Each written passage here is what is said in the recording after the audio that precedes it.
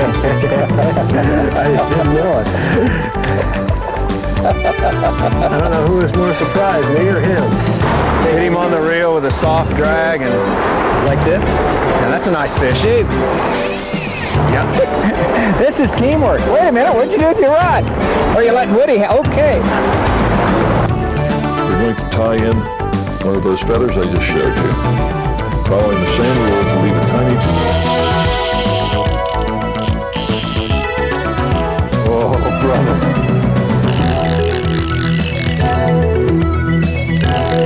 Not a happy rainbow.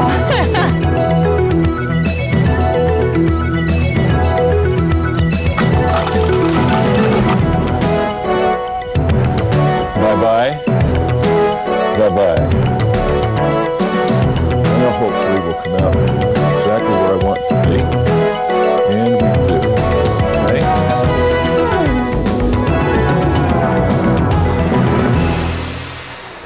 Hi, I'm Jim Watt. Welcome to another edition of Hooked on Fly Tying. And I'm Kelly Watt. It's said the more you learn, the more you want to learn. I'm sure it's so with fly tying as well. In this video, Dick TALLEUR, renowned lecturer, author, columnist, and fly tying instructor, Teaches you skills and techniques a bit more complicated than were found in the basics tape. the next level, if you will, of your fly tying education. Now here's Dick. Each fly will be preceded by a recipe of materials used. The hair-wing caddis. Well, I'd like to show you here how to tie a dry fly caddis imitation, which is somewhat of a departure in technique and in design from the standard upright dry flies that we all know and love. The first thing I want to show you is the kind of hackle we're going to use here along the body. We're going to make what's called a palmered hackle, which means wrapped over the body, out of these feathers here, which come from the saddle portion of a chicken. This happens to be called a grizzly or a barred rock, and they are grown specifically for fly tying, of course. And as you can see, they're very, very long, and they have quality throughout, and you can get a lot of flies out of one feather. They have a very, very high barb count, so you don't have to wrap very much hackle in order to get a lot of deployment of barbs, which will support the fly on the water. And very flexible quills. So while these things are a little bit pricey, you get so much out of them actually that they turn out being a bargain. So the first thing we're going to do is wrap very neatly to the bend of the hook. And there, instead of tying on a tail, since caddis flies in real life don't have tails, we're going to tie in one of those feathers I just showed you, following the same rule to leave a tiny bit of quill exposed right there so that we start the first wrap successfully. And we'll just make sure that's locked in. Now, with the body, we could use a lot of things. We could go up front and tie in a piece of floss, a very thin yarn or something, and wrap it to the rear and then forward again. I'm going to use very, very soft dubbing. In either case, the idea is that we want to keep the body quite slim so that the palmering technique that I described a moment ago will work well. It doesn't go well over a very, very heavy body. So you don't need a great deal of material. You just dub it on in small wisps, nice and evenly across the thread, no lumps or bumps, and then just simply wrap forward and cover about the rear 2/3 of the hook, leaving room up front for the wing that you're going to tie on and some hackle in front of that wing. That will bring us right about up to there. Now, actually, I could use about another 32nd of an inch. If you're going to add dubbing, okay, don't try to complete the wraps with the dubbing you have.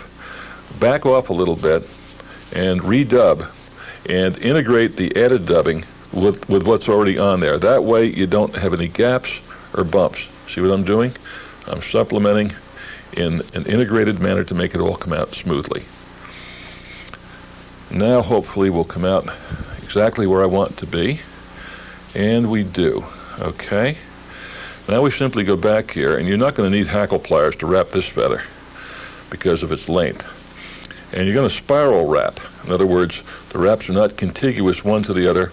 You've got even spacings between them so that that dubbed body shows through. And probably going to get 5 or 6 turns. You end up in this position. And now you take your hackle pliers, okay, and you hold it in position like this. And you take 2 or 3 turns of thread just to secure it so it's in place while you prepare for the next operation. Put some thread on the hook, probably 3 or 4 layers, because you're going to be tying on a hair wing here, and it tends to be a little bit slippery, so you want a good substantial thread base. After having done that, you go right down the center of the hackle and you cut yourself a V for the wing to lie in, because this wing is what's called a down wing, which is the position that the natural insect has when it's resting on the water and the wings are in the reclined position. So now we have a space created to lay that wing in there, and we have our thread base. Maybe I should explain at this point that the reason we left the feather hanging there is after the wing is on, we're going to take 3 or 4 more turns of hackle to complete the fly. And with this kind of a feather, with that sort of quality, we can do it all with one feather, so we don't have to chop off and tie back on again. This is the kind of hair that we would use for this sort of wing. This is deer hair, and probably from a coastal deer, one that lives in a warmer climate that does not grow a heavy coat. So it's quite fine, fairly short, and sort of harder in texture, so it won't flare more than we want it to, as opposed to the really soft hair we use in bass bug work, muddler heads, and things like that. So we're going to take a small bunch of this, and I'm going to cut it off, and I'm going to manicure it by weeding out any underfur and any short little hairs. You can do this by holding the tips, just using your fingers to get rid of the extraneous material. As you can see, the stuff is coming out of there that will not only not contribute to the wing, but will inhibit your tying the wing. You don't want to make this wing too heavy or it'll off-balance the fly. That's just about right. Now, what I would suggest in order to make these wings come out better and to make the hair more manageable is the use of a hair evener, commonly called a stacker, okay? The purpose of this device, and of course it's specialized fly tying tool, is to even up the tips of bunches of hair. And you do that simply by putting them tips down into that tube. And then you just kind of bang it around a little bit like this, maybe on the base of your vise. I'm sure you can hear that. And when you remove it, lo and behold, the tips are nicely evened up and everything is very manageable and uniform. I like to make sure I'm pointing that tube the way that the wing will be put on when the hair comes out, so I don't have to fool around and turn it around in my fingers and ruin what I've done. So now we have a nice neat bunch for the wing. Don't make the wing too long. It should be just about the length of the extreme of the hook. In other words, if you imagine a line that's tangential to the rear of the hook and comes straight up, it would intercept the wing right about there, or just a tiny bit longer than that, but not back like a streamer fly would be. That would off-balance the fly and distort the size. Now, you all remember, I think, the pinch wrap that you've probably seen about, heard about, read about from me and others. A few pinch wraps right there, being careful not to smash the hackle that you've already made while you're doing it. And then a few more wraps to lock that hair in. Don't worry if it rolls on you. It will. You simply bring it back into position with your other hand, like that. And that's what that wing is going to look like at this point. Okay? Once you're sure you've got it locked in, you can do some trimming. I would suggest that while you're trimming with your scissors, you hold on with your left thumb and forefinger, or if you're a left-hander, your right thumb and forefinger, so that the shearing action of the scissors doesn't pull on those hairs and make them roll underneath the thread wraps. Try to do this neatly. Get as much of it off of there as you can, especially up around the eye of the hook, so that you've got no hindrance of the leader being attached later on. And this takes a little time to do, as you can see, but it is important and necessary. And once you've cleaned up that area there, a little more thread to create a good smooth base. Hold that hackle feather back out of the way. You're going to wrap those last few wraps of hackle over. So having established a thread base over which we can complete the hackle, at this point I might just explain something to you. On a standard dry fly, the hackle would be about 1.5 times the gape of the hook in length, okay? We judge that by flexing the feather to see how long the barbs are. Here, we come down just about to the point of the hook, because this fly balances and rides differently on the water. You're imitating an insect that doesn't have long legs. It rides low on the surface film. So I would maintain that length. In fact, if you can't find feathers that are short enough, it's all right to trim a little bit once you're done, as long as you don't do it to an extreme. So with that in mind, let's go back and pick up our feather. If we still have enough length, we can do without hackle pliers here. And now we're making contiguous wraps. See, we're not spiraling or spacing the way we did when we palmered the body earlier. I'm going to squeeze one more on there, and I'm going to go ahead and tie off. And we are just about in the final stage of completing this beautiful caddis fly. Hold everything out of the way and trim. If there are any barbs that you don't like that leaned forward or got caught when you were tying off, trim them too. And of course the whip finish.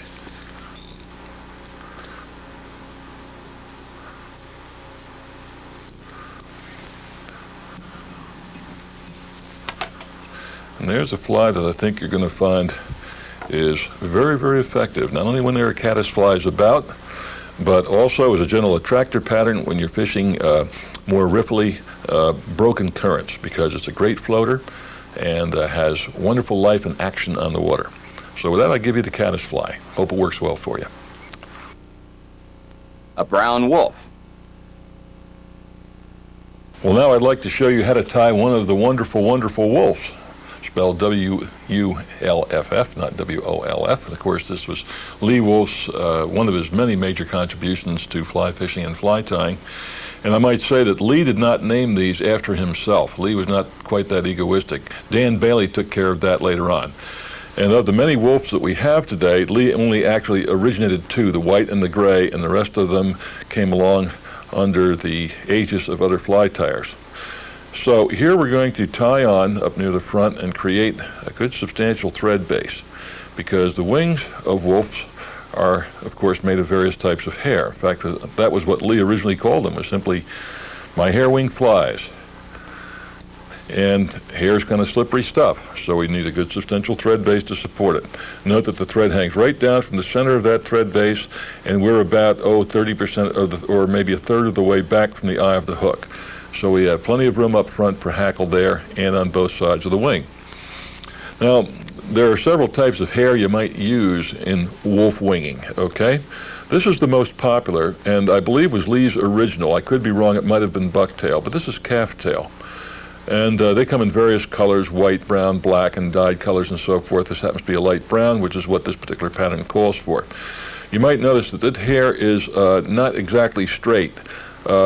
It's a little bit crinkly. When you're selecting tails, when you're buying them in a store to be used for wings, see if you can find hair that's fairly straight.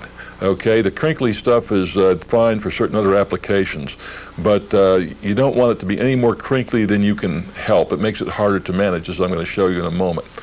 So what you're going to do is you're going to stroke a bunch of this out at about 90 degrees from the stalk itself, and go in with your scissors and get it well down into the blades of the scissors so you don't hurt the tips, and cut it off. And now you've got some manicuring to do. You're going to get rid of the fluff, the shorties, the underfur.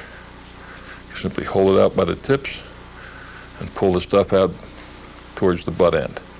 When you've got it down to the quantity that you want, and I might say that the biggest mistake people make in tying wolves is trying to make the wings too thick, too heavy. You don't need that. Just enough for visibility to both you and the fish. Anything heavier than that not only makes it miserable to tie, but off balances the fly. So that's enough right there. Sometimes it helps if you have a little comb handy. When you're cleaning your bunch, you can do that. That will clean out underfur guard hairs and stuff like that also. But also in wolf tying, it's important to use a little comb to comb the tips too. I'm going to show you why. You can't take the kinks out of the individual fibers, but you can unlock them. And what that allows you to do is to stack these calf tails. Now, I once read an article that said the trouble with calf tail is you can't use it in a stacker. That's not true. If you comb the tips out and use a very large diameter stacker, and of course it's the inside diameter of the tube that's important, don't worry about the outside. it will stack. The main thing is to make sure that the tube is wide enough so that as this crinkly hair expands inside, it does not rub against the sides, which prevents it from stacking. And we'll just pound that on my vise base for a moment. And now let's see how we did. Yes, indeed, calf tail does stack. Look at that, just as even and nice as you would want. And it's very important to stack your calf tail, because until you do, not only won't you have good wing shaping, but you really won't know how much material you're dealing with, because you'll have a lot of shorties stuck down in there that will simply create bulk and not contribute anything to wing silhouette. Be very careful when making wolf wings not to make them too long, no longer than the shank of the hook from there to there. And these, of course, are tied in with your best Sunday pinch wrap, so we keep all of the hair on top of the hook. Bring the thread up between your fingers, come straight down 3 or 4 times. Okay, now you can stroke it up like you see me doing here to correct, because certainly a few of them are always going to slide down around the sides of the hook, especially to the rear. And after doing that, you take further wraps behind, and you're not only securing the hair in position here, but also you're creating a nice flat thread platform to wrap the hackle around later on. Make one final correction. At this point, before you stand the wing up, it's a good idea to do your trimming. It makes it a lot easier. The wing will get in the way if you wait until you've actually brought it into position. And you cut on a long taper, as you see me doing here, okay? So that you slope the butts, and when you wrap them down, as I will now show you, you form a tapered body. And later on, when we put the tail on, it will dovetail with that, and we will get a nice underbody shape, which of course produces a nice completed body shape. Now we're back up here. We're going to stand the wing up. First thing you do is take your thumb and give it some good firm crimps so you build some memory into the fibers right there. Because these take quite a bit more manipulation than something soft like wood duck or teal or whatever. And now we run the thread back and forth a little bit. We don't bang it all in one place, because you'd make a bump if you did. But quite a bit of it gets jammed right up against the front of that hair. And that produces a post. Now we've got the hair sticking straight up. Next thing we want to do is divide it into 2 equal wings. If you have a vise that rotates, it helps very much. You don't have to stand up and look down. Just rotate it a quarter turn towards yourself and go in there with anything pointed, scissor tips, bodkin, whatever, and get your 2 equal bunches established. Once you've done that, spread them with your fingers, pull them like this, so that again you build in some memory towards separation, which is what you want. Take another look, get them as even as possible. They're not too bad. And now, to fix them in that separated position once for all and forever, you simply hold the front wing back, take your thread, and go from front to rear through that notch and all the way down below the hook. Then let go, bring the thread under the hook and behind the near wing and forward through the notch, like that. What you've done is you've made an X of thread right in that notch. And I would repeat that in the case of hair. With soft material like teal and wood duck, once is enough. Now comes the figure 8, which is the most important move in wing dry flies of this type, and also I might mention wood duck. So you're going to learn actually how to do several types of wings here with this one procedure. But with hair, it's most critical. This is called the figure 8. It starts out just like that crisscross or X-wrap. Here's the difference. Once the thread is below horizontal, okay, you reach over and you grab that far wing and you hold it very tight and you bring the thread around the base of it, not around the hook, but around the base of the wing, 360 degrees, till you come back through the notch and go straight down behind the near wing. Once it's hanging straight down by the weight of the bobbin, you can let go, but not until. You grab the near wing and you do the same thing. You bring the thread all the way around the base, back through the notch, under good firm tension. And when it's hanging straight down, you can let go. On a hair wing, I do 3 of those figure 8s, okay? Here goes the second one. Around the far wing, around the base of the hair, and straight down. Around the near wing, around the base of the hair, and straight down. And here's the third one. And with that, I should have these wings locked into position pretty well. Okay, let's take a look at them from a different angle and just see how I did. Can you see that okay? Not too bad? That's the position in which we want those wings. And they're going to stay there, hopefully, for the duration of this fly's life. Well, now I've wrapped the thread back to the rear of the hook, and it's in position to affix the tail. And for the tail, we simply use the same material we did for the wings, a bunch about equal to one side or maybe slightly less, one wing. And I've evened it up in a stacker already. So we'll tie it on back here, and it should be about the same length as the shank of the hook or very slightly longer than that. What I simply do is I lay everything in right between the wings so that it accommodates being held in position while I wrap. This is very easy. You have to get 6 or 7 or 8 good turns of thread on there. Take a look to see if you like the length, and I do like the length. Now, before you wrap forward any further, you remember how we taper cut the wing butts so that we sloped it back, and I said that the tail butts would be cut in a similar manner to dovetail with them. You hold them up like this, you go in with your scissor tips, don't cut your wings off, and you slope cut them too. Then when you take your thread and you wrap, what should happen, if I've done this with skill and adroitness, is they should dovetail together and produce a nice underbody. I'm going to reinforce that right in there to smooth it out with the thread, and that came out pretty well. Got a nice little taper in it. Okay, so now I'm at the rear of the hook, and I have to make a decision on what kind of body material I'm going to use. If I'm going to use yellow floss, which the original pattern called for, I'm going to move the thread up to the front, just behind the wing, and tie the floss on it, and I'm going to wrap it to the rear and then forward again. But I have another product here I like better, which goes on in one layer. And this is very fine yarn. This particular type happens to be made for fly tires, and it comes in many different colors, and it's really nice stuff to work with. So what I'll simply do is cut myself about a 6-inch piece of it, and I can go ahead and tie that on right back here, just as you see me doing. And I'm going to try to bind down the butt so that I don't have to cut it off and make any bumps. And this again becomes part of the underbody. When I get up this far, then I can cut it off. Now the thing is, I want the body to end sufficiently behind the wing so I've got plenty of room for hackle back there. So that's where I'm going to stop it.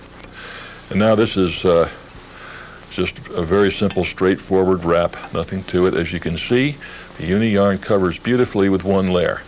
You don't need two. If you wanted to make a bigger fly and make it thicker, of course you could use two, in which case you would tie it on up front, wrap to the rear, and then back again. I think that's about where we want to end up right there.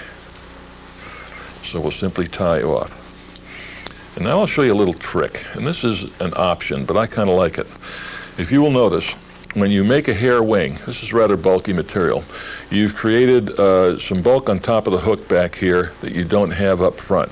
And you can still hackle over that, and the hackle will more or less compensate. But if you'd like to even that out a little bit, before you cut off your yarn, work it up in front of the wing and let it swing to the top of the hook, and bind it down along the top of the hook in front of the wing, so it complements what you did before when you were tying the wings in place. Use thread to manicure, and this helps compensate and form a more even platform over which to wrap your hackle. Okay? So just a little Dick TALLEUR fly tying specialty from I to you. Okay, now we are prepared to get back behind the wing and tie in a couple of hackles. Now to finish off the fly, we are going to make a hackle mixed with two different types of feathers, a barred rock on the right and a plain brown on the left. It doesn't matter that these were grown by two different guys from two different flocks of birds. The birds don't care and the fly tyers love it. The thing you're doing, though, when you have birds of two different gene pools, you got to be very, very careful to look and see. So those feathers actually have a different appearance. You might think that this one actually is bigger than this one, but when you flex and look at the barb length, which is the only important thing when you're judging the size of a hackle, you'll see that they come out the same. It's just that they look different in repose. So be very, very careful when you're selecting them to keep that in mind. Also, when you're preparing them, when you are getting rid of the fluff at the bottom, do that individually because they are differently shaped. And this particular grizzly feather actually has quality further down into the feather than the brown does, which doesn't necessarily make it a great deal better, but it does make it a little bit different. So we don't want to lose that good stuff down there. So we stop right about in that position. Now we're at that sweet spot, as I love to call it, where the quill is slender, there's no web in the center, and we have uniform barb length and quality. Now we'll do the same thing with the brown feather. Get rid of the fluff at the bottom.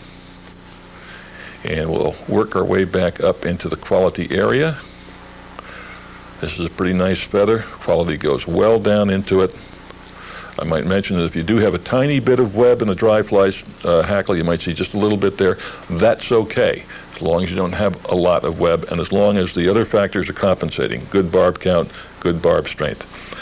Once you've done that, then you can spoon the feathers, which means you lay them together like spoons in a drawer, okay? And your standard typical tie-in, as I always mention, leaving a tiny bit of bare quill exposed right here, just to help you get the wrap started with nothing being forced at an awkward angle back over the rear. Bring the thread forward, lock in the quills in front. Make sure they're tied in very securely before you fold them out to the side and cut them off. Out to the eye of the hook, back again with a few turns of thread. And the hackles are wrapped, of course, individually, always with the pretty sides going forward so that the barbs stand out straight and do not lean towards the front, which makes life very difficult. Each wrap contiguous. You don't have to leave spaces in between because your second hackle will find the little crevices left by the quill of the first hackle and will seat itself. When you start wrapping 3 or 4 of them in there, that's a little bit different, but generally we don't have to do that anymore because the feather quality is so good that we get enough with 2 feathers, even on a fairly heavily hackled fly like a wolf. Now, as you can see, I'm binding the tip of that feather down, having expended it. Hold it back away from the eye of the hook and trim. And if you've got anything you don't like out there, trim it now so that you don't bind it down with your subsequent feather. We'll take the grizz and we'll mix it right in just as though we were making an Adams. This is the same hackle you do on that very famous dry fly, perhaps the most commonly used in all of fly fishing. I got to make a decision whether to come in front or behind right now. I decided one more behind, and we'll get a couple in front. And that's going to do it. Let's just make sure I clear those other barbs and complete that wrap. There we go. And I work my thread in and catch the quill. I like to let it hang by the weight of the hackle pliers when I do this because it makes it easier for me to get my thread up there and catch just the quill and minimize the number of barbs that I bind down in the process. You're always going to have a few that lean like this. That's normal. And you just simply hold them out to the sides and trim them away. There's a couple more down here that I'm going to hold back, hold the thread back with my fingernail. And now I'm pretty clean and I can make my whip finish. And so that is the wolf, and except for body styles such as the royal wolf, of course, which is unique, that is pretty much all that you're going to have to know to successfully tie these wonderful flies, which perform so well in such a multiplicity of environments. There's so many patterns out there today. And I think as dry flies go, probably these are overall the most valuable type of dry fly that we have, and it's certainly one of the most durable. Whip finish and the droplet of head cement, and we have one of the great classic wolf patterns ready to go to the stream.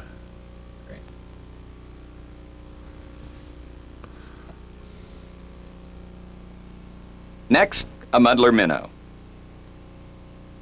Well, now I'd like to try to unmuddle the famous muddler minnow for you. This is a fly that has presented problems to fly tyers for some time, but it's worth the effort because it's such a great all-around fly. I always said that if I had one fly to fish for the rest of my life and I had to eat trout for dinner, this is probably the one I'd want. So let's see if we can't master a few little tricks that'll help make the muddler easier to tie. First of all, I've started my thread, as you can see, about a third of the way back down the hook. We'll get into that area up there when we get ready to do the head and collar. And I'll simply traverse right to the rear, spiral wrapping thread. First thing that goes on is a tail. And this tail is tied in exactly the same manner that you would tie the wings on an old-fashioned Catskill Mountain wet fly at a couple of opposing sections of feather. These are turkey wing quills. And by opposing, one came from a left wing and one came from a right, as you can see, so that when they lie concave to concave, they will cancel each other out and you get a nice straight wing. So I'm going to cut 2 little sections one out of each wing quill. Okay, one like that. I made him a little too thick, so we'll skinny him down. And one out of this wing quill. Not too many people tie the old Catskill Mountain winged whitflies anymore, but if you ever want to do that, by learning to tie the tail and the wing on a muddler, you'll have the technique. Now what I'm going to do is I'm going to put these, as I said, concave to concave. I handle them in a manner somewhat similar to chopsticks. You see what I'm doing? So that I can get those tips to come together, and then I can grab them, and I've got them in perfect conformation, hopefully. Not bad. Now I make sure that they're both the same thickness. One's a little thicker than the other, so I'll go in and I'll just lift one or two fibers right off the top, like that, with the tips of my scissors, and get rid of them. So now they're uniform. These are tied in with the tips curved downward like that, as you can see. The length, not too long. They hang off the back about a third of the shank length of this. This is a quote-unquote 4X long hook, whatever that means. Every hook manufacturer seems to have their own definition of what those X's are all about. We set it exactly on top of the hook. We pick up our thread and we do our absolute best disciplined pinch wrap, so that everything comes right down on top and is simply crushed together and compressed. And we repeat several times. And we drop back and take a look and see how we did. Well, not bad. It looks like a pretty good tail. I got one little frayed piece of thread that hung out there, which we'll get rid of, no big problem. Okay, we want to make sure that tail stays there, so I re-seize it so it doesn't roll on me. And over top of my pinch wraps, I put some more thread. And when I'm through securing it, I go in and I'm going to chop it off square. I can do this rather than bind down as an underbody for the simple reason I'm going to add lead wire, and then the lead wire will abut that and will complement it and will cancel out that bump. Before I do that, I'm going to tie on what I'm going to use for the body material. Now, the old days of flat tinsel, we used to use that stuff. That's what the original pattern called for. It was very hard to wrap that over lead wire. Usually we tie the muddler weighted. So now we use this braid or mesh. And gosh, you can get this in many thicknesses and different colors, silver and gold and whatever. And this really solves a major problem. This stuff just covers like good paint. Very forgiving. And we tie that in right back at the rear like this. Hold it in place with the finger on the far side, wrap some thread around. And once I feel it secure, I will trim it right off flush, like this. Now I'm ready for the lead. Here we'll use a medium thickness lead wire, 15 thousandths, 20 thousandths. And this goes on just like lead wire does on nymphs, other weighted flies. There's no thread involved. It simply molds itself to the hook. The thread stays to the rear, so you don't have a bobbin up front in your way as you wrap this forward. This is a no-brainer. There's nothing to it. Just make sure you stop it well short of the winging area, okay? So that you got room up there to clear the hook and put a thread base in without lead underneath. Okay, now, at this point, what you might do is put some sort of adhesive on there. This is high-grade head cement called Unilac. Even though it's in a nail polish bottle, it is Unilac. I like the container. And you just paint some on there, and it will seep down into the cracks, okay? You can use super glue if you want, like Zap-A-Gap. Whatever you feel works the best. But I do recommend something. And then you can take this mesh, and as you see, it's going to cover everything very nicely. First of all, of course, you got to get your thread advanced to the front. And I would suggest that before you wrap the mesh, even though it probably would cover that little step down, you might make a couple of layers of thread here just to create a little ramp, if you see what I mean, to compensate for that disparity in diameter. And then comes the mesh. And this stuff is absolutely so forgiving that I almost feel guilty. I don't feel like I'm working hard enough to justify my fly tying efforts. And see, we walk it right down that little ramp we created, and we tie it off. And I don't think you could ask for a simpler, easier, more effortless body than that creates. Lead wire is buried underneath there, and we trim that off carefully. Now we create a little thread base here, not too far forward, back and forth a couple of times. The next thing that goes on is a small wisp of squirrel tail. The original pattern called for gray squirrel. That's gray squirrel with the white tips. I often like to use fox squirrel. I just happen to like the color. It's up to you. So I'm going to take a little bunch of this fox squirrel. I just cut him off. You don't want to use too much, because if you do, you're going to bulk that area up and makes it hard to tie the wing on. So as you'll see in just a moment here, when we get this back up in front of the camera, we kind of skinny it out. Let me take a look here. That's more than enough. I'm going to skinny that out just a little bit more, just a little bit to fill in and provide some texture in that area below the wing. Now this should be, not quite as long as the tail, almost but not quite to the end. What I like to do is hold it up there with my left thumb and forefinger, and I kind of go in there and I pre-cut like this at a slight angle, so I don't have to worry about trimming later. And then I just stroke it down with my fingers, lay the thread on it and tie it in. Wind those butts down like that and create a thread base to mount the wings on. And that should lie fairly flat along the top of the hook, as you see there. Now the wings just go right over top of that and slightly shroud it. Here we're using turkey quills. These used to be practically a giveaway. I remember the Herder's catalog, you could buy 12 pairs for like 50 cents. And then all of a sudden the American housewife decided that she wanted white turkeys, or somebody decided for them that they wanted white turkeys, and now these are kind of pricey. A good pair of quills, of course, $4 or $5. But we're looking again for the opposing sides like that, and we're going to take a section from each. Don't make them too thick. On the other hand, not too thin. Let's take a look at that one. That's just about right. I'll get one from the other side.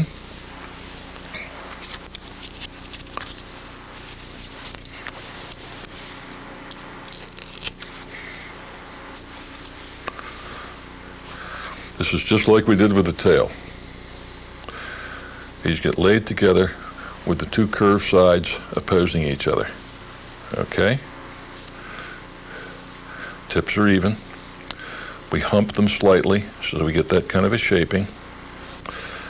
And these get laid in like this. Now, I like them to look as though the tail is a continuity of them. You see that shaping there by how I position those? I bring them down directly on top of that thread base. The thread base is very, very important. And this is the same pinch move that you saw earlier in the tail area.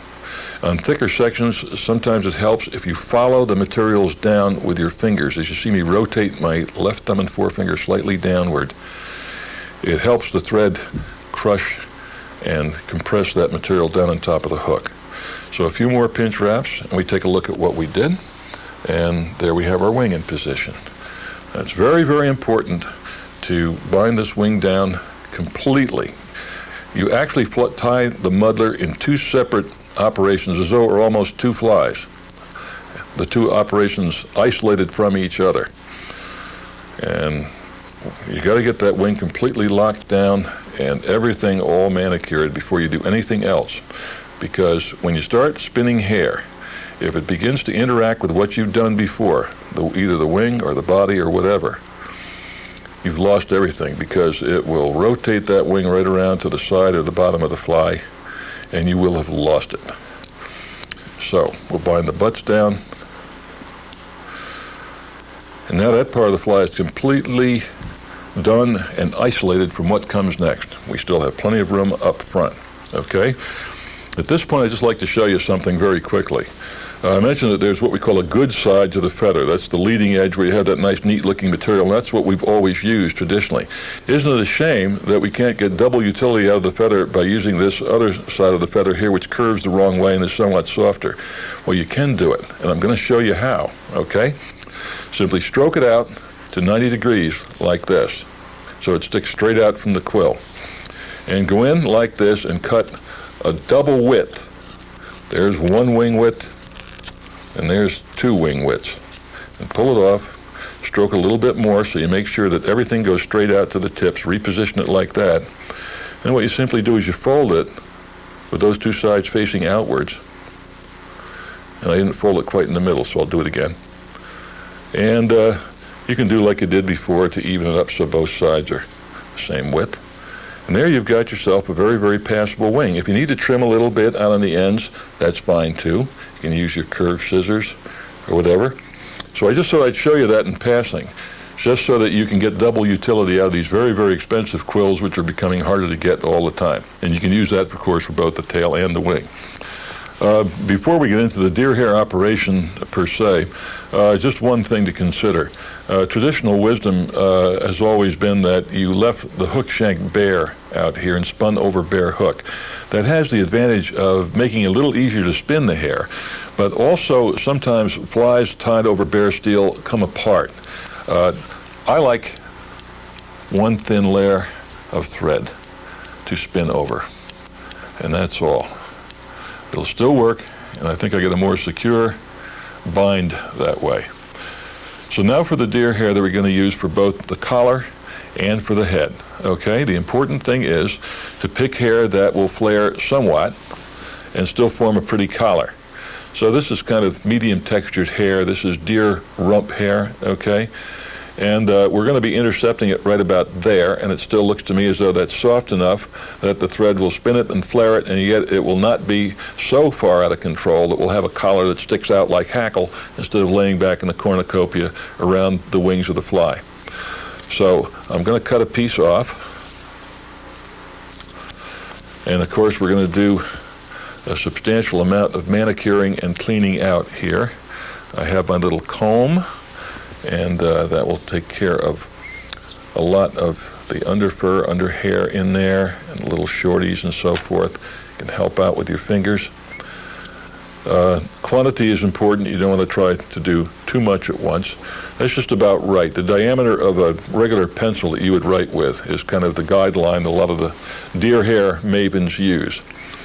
I would very strongly urge that you stack this hair in order to get the tips even so that you get a good looking collar. And let's see how that came out. Oh yeah, that's pretty. Good stacking. Big tube stackers work better.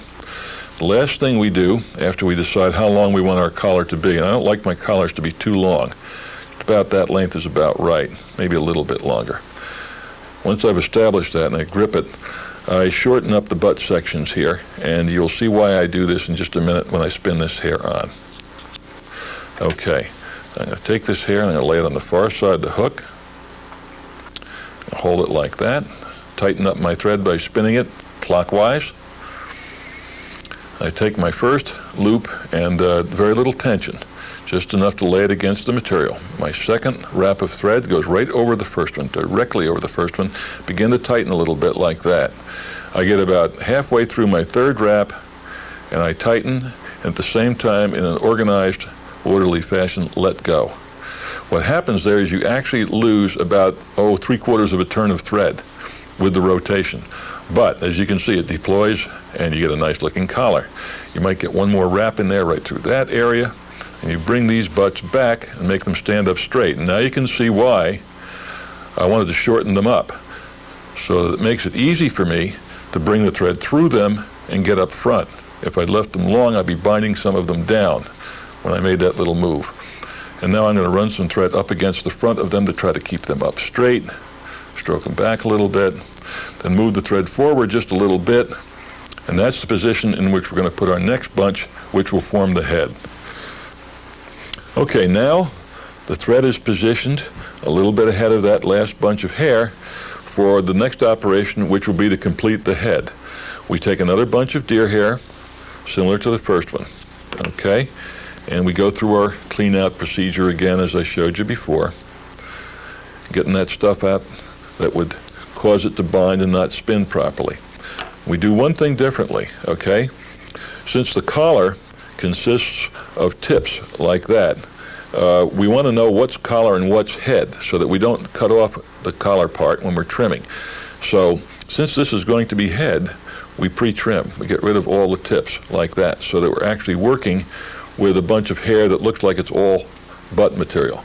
Now I've got a little bit more than I want there. I don't want to cause myself any undue hardships. We'll just clean that area up there. So we're all ready to go. We position this the same way we did before. Hold against the back of the hook. And this is no different. We sharpen up the thread again a little bit by spinning it clockwise. And there's wrap number 1. And work it in there. Make sure we don't bind any down laterally. Get through there. There we go. Wrap number 2. And now we're going to cut the diamond. And we let go. We let it rotate. And it flares.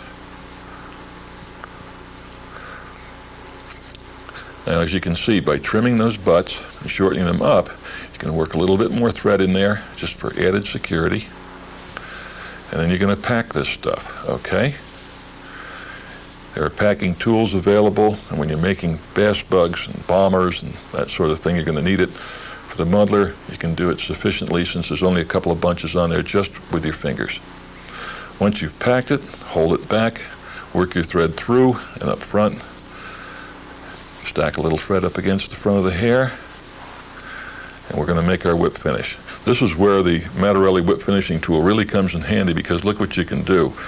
Once you get the thread in position to be wrapped, mounted as I call it, you can stretch it back and you can hang the bobbin back there in your materials clip so that you got this hand free to hold everything back out of the way, which makes it a lot easier to whip finish when you've got deer hair which tends to hang out over the front of the hook and get in the way. So that's how I complete the whip finish on this particular fly. And now all that's left is to trim to shape. And I like to use scissors that are curved for the top part, okay? And also with very small serrations, you probably can't see it, but there are little serrations in there. And what that does is it helps grip the deer hair so that the hair doesn't just slide ahead and not cut evenly. Now when you're trimming, what I would suggest is you trim in this position with the tips of the scissors pointing to the rear so they aren't lifting the hair up and cutting unevenly. This way it's kind of like, what do the hairdressers call it, shingle cutting? But it's going with the flow, so you get a nice, even trimming job. And eventually you're going to get back into that area where the collar starts, and of course you're going to be able to clearly see that because those are the deer hair fibers that have the tip still on them. Now, along the bottom, I generally cut pretty flat. You can either take a straight-bladed pair of scissors or you can turn your curved ones over. Go right down like this. Get most of this stuff off of there, including some of the collar material. Okay, this is starting to take shape now. If I were not doing this on television, I'd be making these cuts a lot more quickly. But here, I want to show you and narrate as I go. Whoop. Okay, we're pretty near there. I'm going to get rid of this last bunch of butt material here. I might say to you that if you have problems when you get down to this portion of the fly and getting in there and cutting out the butt material without hurting the wing or the collar, here's what you can do, okay? You hold the collar like this flat against the wing. What happens is it causes all those little pieces of butt material to pop out like that. That exposes them, and you can get in there and you can trim them out easily without disturbing anything else that you've done. So that'll help you finish off your fly neatly.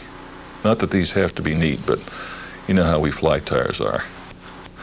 So there, we're just about done. You know, you can stop whenever you feel it looks good to you. Just neaten that area up there a little bit more. I got a couple more on this side that I can get.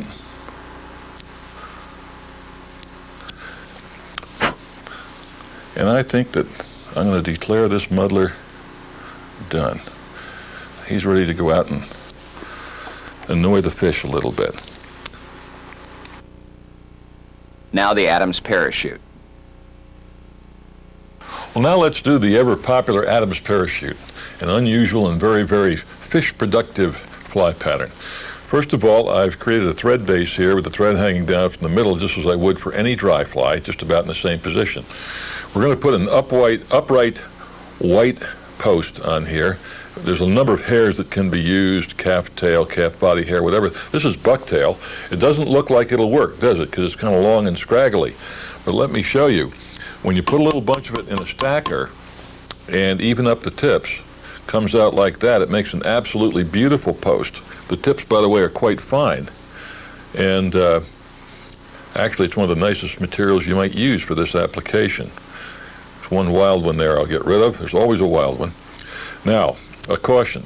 Make your post very conservative. Don't make it too high at all. What you're really concerned with here is merely something to hackle around and give you a little visibility. This is a nice late evening fly. You can see it on the water. If you make the post too high, it's going to off-balance it. So be quite conservative. Do your pinch move, keeping everything right on top of the hook. 3 or 4 repeats. And then nail it down securely. That's all there is to the post except for the standing it up. Before I stand it up, I like to trim so that I don't have to worry about missing the upstanding post when I cut. Now I just crimp it into position with my thumb, put some thread in front of it. This is just like the beginning of a wolf wing, except you don't have to do the rest of it. You don't have to separate it.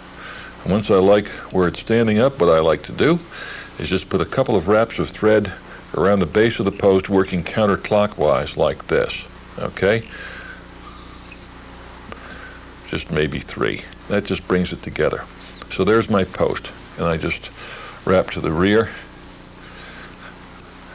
and do the body. Okay, so I have the body in position. You might notice that I didn't put a tail on. That's optional. I quite often tie these parachutes without tails. Notice also that I brought the body forward of the wing by about 2 turns of dubbing. That simply helps create a base for the hackle up there. So now all we have to do is tie on the hackle and wrap it into position. I have here 2 hackles, just like I would use for a normal Adams, okay? And you're only going to use the front portion. I make them a little bit longer because I like them to support the fly and balance it better on the water. But I might say that the main property I'm looking for here, of course, you know, the nicer the quality hackle, the better off you are. But the main thing is feathers that have very, very fine quills, because anything other than that will cause parachute hackle to roll upward around the post itself. Now, the way you tie these in has everything to do with success. First of all, wrap your thread back a little bit into that base. Tie them on top of the hook, actually slanting upwards a little bit like that, and out towards the rear. You're going to wrap counterclockwise, so you're going the same way as your thread, so that when you tie off, you don't loosen the hackle by the tie-off wraps, okay? Maybe you can see that I've got some exposed quill back there, and I'm going to show you right now why I do that. First of all, let me make sure that these are tied in very securely, and I mean very. Don't worry if you have some black thread there. We can take care of that in just a moment. Now we'll cut off the butts. Okay. Okay, now you have them tied in. Here's the next thing you do, and this is a kind of a unique little move that I've sort of worked out myself to make parachute hackles wrap the way you would like. I hold everything up in the air like that, and I actually bind these right up against the post. This does several things for me. First of all, the quill helps stiffen the post. And secondly, it allows me to create a little thread base by working up a little bit, and I mean just a little bit, up the post and then back down again. When I've completed that, I work forward. If you want to put just a tiny bit more dubbing on to cover up that black thread, that's okay. If you don't want to, don't worry about it. The fish really don't notice that very much, insofar as my experience would indicate. But I'll put a little bit of dubbing on there. And then we wrap. Now, the way parachute hackle is wrapped, okay, is down the stalk. In other words, each wrap goes under the one before. And that little move you saw with the thread base enables me to do that. It creates some space, and it creates a flat platform. Very, very, very little tension, just enough to keep the feather straight as you wrap around. And not a whole lot of wraps. You don't need as many wraps here as you would if you were supporting a fly with upright hackle, because the flat hackle deployed on the water has quite a different effect. It employs a different dynamic. Now, in order to tie off, that's always pretty tricky.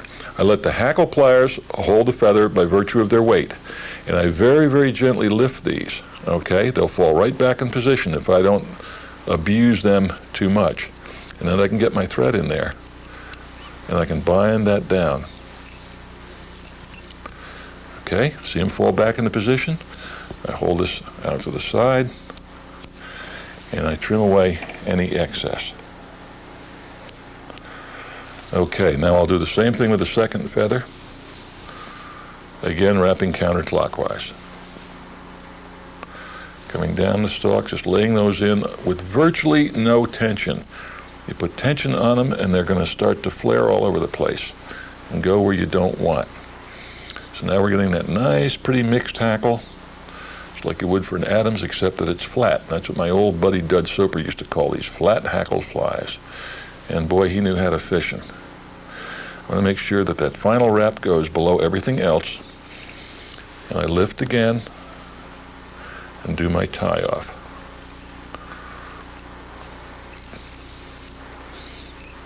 And of course my trim.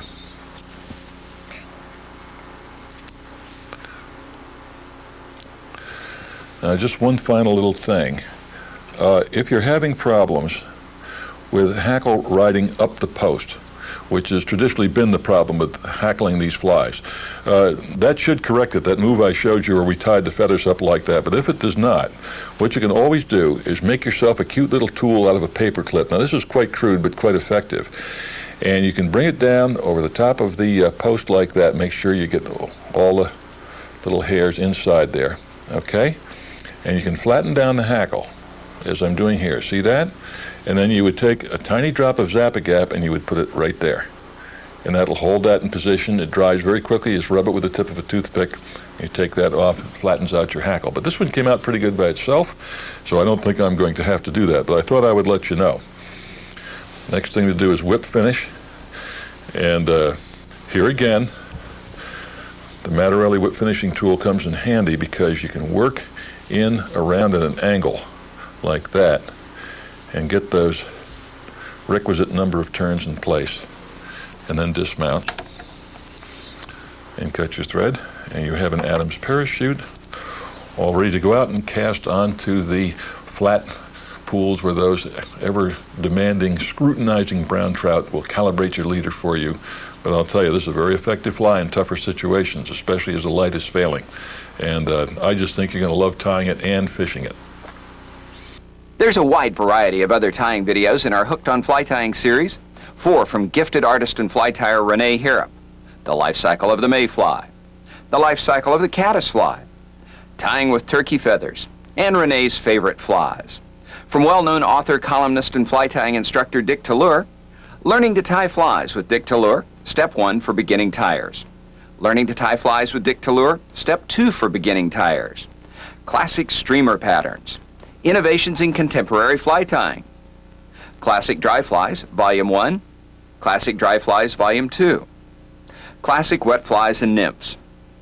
And practical Atlantic salmon patterns. These last 2 tapes are 90 minutes each. From noted steelhead angler and fly tying instructor Alec Jackson, spade steelhead flies. Popular Northwest steelhead patterns. From the guru of deer hair fly tying, Chris Helm, spinning deer hair. And hair trout flies. From Steve Probasco, Fly Tying Basics, a Beginner's Guide. In the Hooked on Fly Fishing series, Fly Fishing for Billfish with Billy Pate. Saltwater Fly Casting with Billy Pate.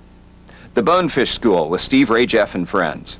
For those just starting out, Fly Fishing Basics, a Beginner's Guide, and a 90-minute follow-up, Beyond the Basics with Bill Martz. In the Fly Fishing Video Magazine series, more than 40 different titles filled with information, instruction, and entertainment. See your local dealer or call us direct at 800-327-2893. Flies in this video tied on an HMH standard vise from Kennebec River Fly and Tackle Company at 800-335-9057. This tape produced in cooperation with Mackenzie Fly Tackle Company.